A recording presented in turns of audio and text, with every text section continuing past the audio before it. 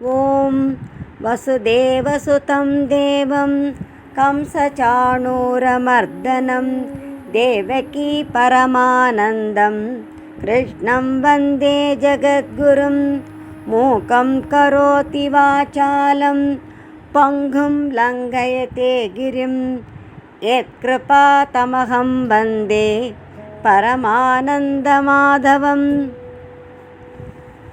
அர்ஜுன விஷாத யோகம் என்ற முதலாவது அத்தியாயத்தில் உள்ள ஸ்லோகங்களின் கருத்துக்களை எல்லாம் பார்த்தோம். இனி இரண்டாவது அத்தியாயம் சாங்கிய யோகம். இந்த அத்தியாயத்திலே பகவானிடம் சரணமடைந்த அர்ஜுனன் தன்னுடைய கவலை தீர்வதற்கு உபாயம் என்ன என்று கேட்கின்றார்.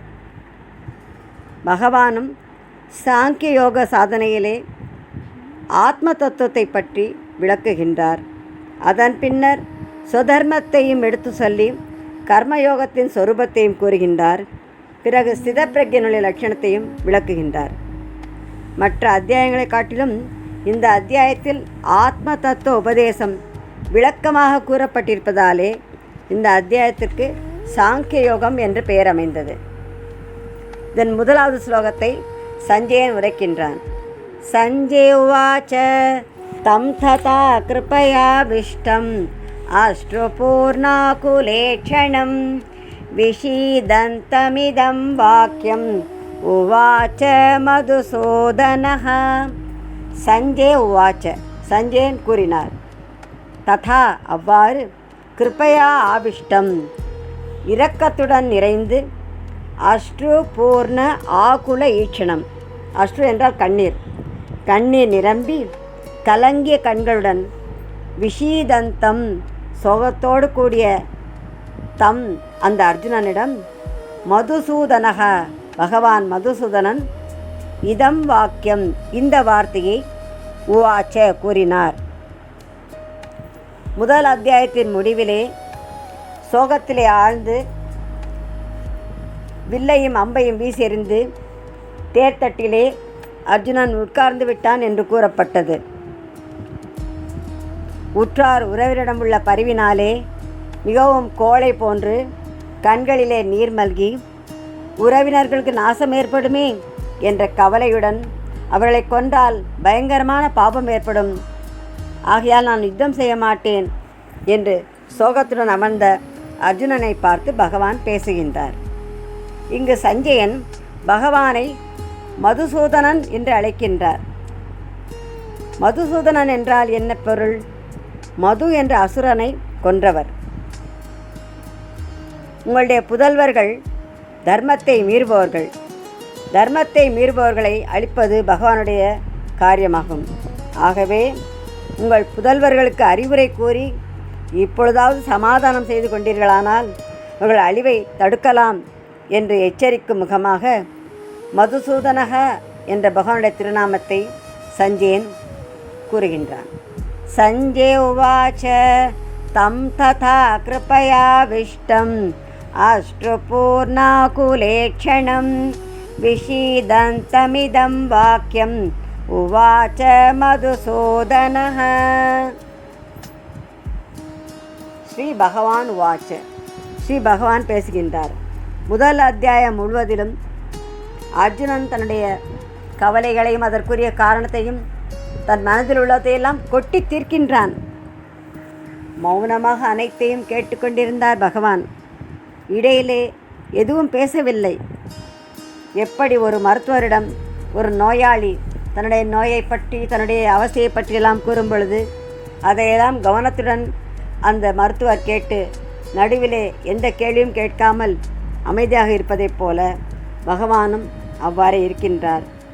இப்பொழுது பேசத் தொடங்குகிறார். ஸ்ரீ பகவான் உவாச்ச குதஸ்த்வா கஷ்மலமிதம் விஷமே சமுபஸ்திதம் அநார்யஜுஷ்டமஸ்வர்க்யம் அகீர்த்திகரம் அர்ஜுன. ஸ்ரீ பகவான் உவாச்ச, ஸ்ரீ பகவான் கூறினார். பகவான் என்றால், பகம் என்றால் ஐஸ்வர்யம், 6 வித சம்பத்துக்களை உடையவர் பகவான். ஞானம், பலம், ஐஸ்வர்யம், வீரியம், சக்தி, தேஜஸ் ஆகிய 6 குணங்களை ஸ்ரீயோடு கூடியவர் அந்த ஸ்ரீ பகவான். ஏ அர்ஜுனா, துவா உன்னை விஷமே இந்த யுத்த காலத்திலே, இந்த நேரத்திலே, இதம் கஷ்மலம் இந்த மோகம், குதஹா எந்த காரணத்தினால் சமுபஸ்திதம் வந்தடைந்தது, இது எப்படிப்பட்டது, அனாரிய ஜுஷ்டம் மேல் மக்களாலே கடைபிடிக்கப்படாதது, அஸ்வர்க்கியம் சொர்க்கத்தை அளிக்காதது, அகீர்த்திகரம் புகழையும் தரக்கூடியது அல்ல. இங்கு அர்ஜுனனுக்கு மோகத்தால் ஏற்பட்ட சோகத்தையும் கோழைத்தனத்தையும் கஷ்மலம் என்று பகவான் கூறுகின்றார். சோகத்தினால் கலங்கிய அர்ஜுனனை தட்டி எழுப்பும் வண்ணம் அதட்டலாக பகவான் இங்கு கூறுகின்றார். இந்த தகாத சமயத்திலே, யுத்தம் ஆரம்பிக்கும் நேரத்திலே பெரிய பெரிய மகாரதிகளையெல்லாம் எளிதில் தோற்கடிக்கக்கூடிய உன்னை போன்ற பெரிய சூரனுக்கு, வீரனுக்கு இந்த கோழைத்தனம் எப்படி வந்தது, இது சிறிதும் பொருத்தமாக இல்லையே என்று கேட்கின்றார்.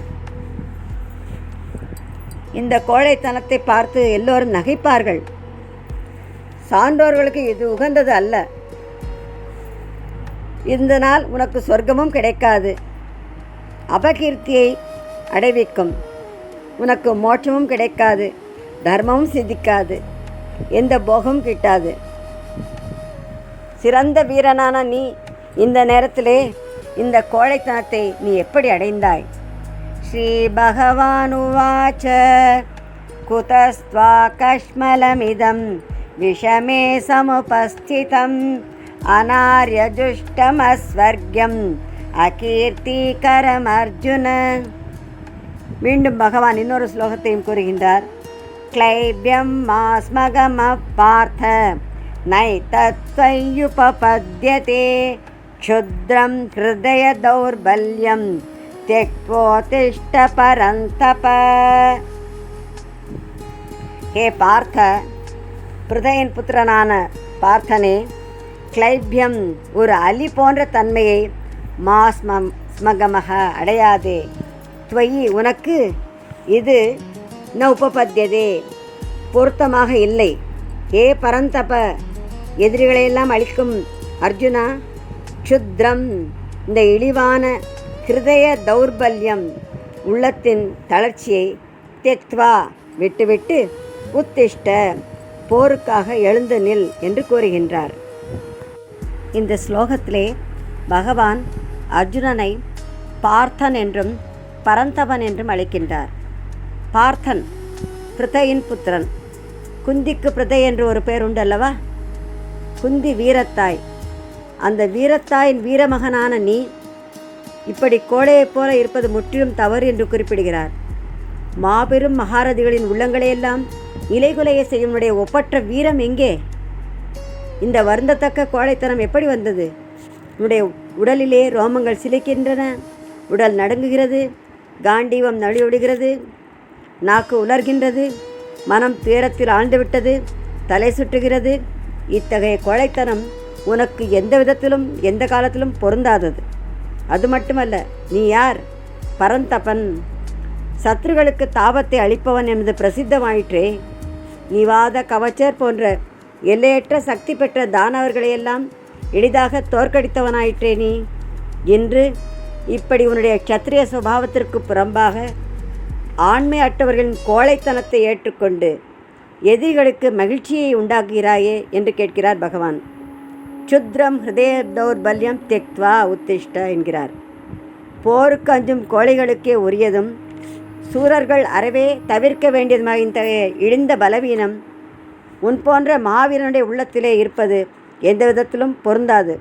ஆகவே உடனே இதை விட்டுவிட்டு யுத்தத்திற்காக நிமிர்ந்து எழுந்து நில் என்று கூறுகிறார். உத்திஷ்ட இது துக்கத்தில் ஆழ்ந்த ஜீவனை தட்டி எழுப்பும் மந்திரமாகும். உத்திஷ்டத ஜாகிரத பிராபியவரா நிபோதத கட்டோபனிஷத்திலே கூறப்பட்டுள்ளது. எழுந்திருங்கள், விழித்து கொள்ளுங்கள், சிறந்த ஆச்சாரியாரை அடைந்து ஞானத்தை பெறுங்கள் என்று கூறப்பட்டுள்ளது. இனித்தான் எழுந்தீராய், ஈதென்ன பேருறக்கம் என்று திருப்பாவையிலே சூடிக் கொடுத்த சுடற்கொடியான ஆண்டாள் நாச்சியாரும் அருளியுள்ளார். இந்த உலகத்திலே பாவம் என்பது ஒன்று உண்டு என்றால் அதுதான் பயமும் பலகீனமும் என்று சுவாமி விவேகானந்தர் கூறுகின்றார். எழுமின் விழிமின் அறிமின் என்று அவரும் கூறியுள்ளார். ஆகையாலே அஞ்ஞானத்தில் இருக்கின்ற நாம் ஞானத்திற்கு வர வேண்டும். நம்மை எல்லாம் தட்டி எழுப்புவதற்காக நாம் எப்படி வாழ வேண்டும் என்பதை உணர்த்துவதாக உத்திஷ்ட என்று பகவான் உபதேசிக்கின்றார் இந்த ஸ்லோகத்திலே.